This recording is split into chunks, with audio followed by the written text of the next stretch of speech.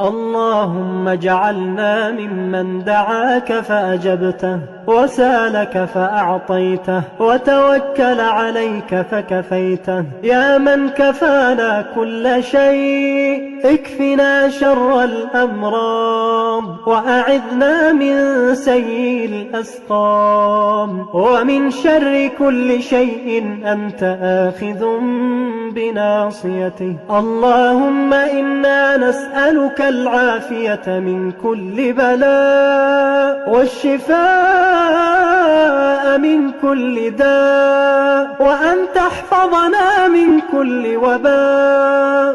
اللهم إنا نعوذ بك من البرص والجنون والجذام ومن سيء الأسقام. تحصنا بذي العزة والجبروت، واعتصمنا برب الملكوت، وتوكلنا على الحي الذي لا يموت. اللهم اصرف عنا الوباء، وقنا شر الداء، واصرف عنا البلاء برحمتك يا سميع الدعاء. اللهم إنا نعوذ بك من زوال نعمتك، وتحول عافيتك، وفجاءة نقمتك، وجميع سخطك. اللهم إنا نعوذ بك من جهد البلاء، ودرك الشقاء، وسوء القضاء، وشماتة الأعداء. اللهم إنا استودعناك بلادنا وأهلها، كبارها وصغارها، رجالها ونساءها.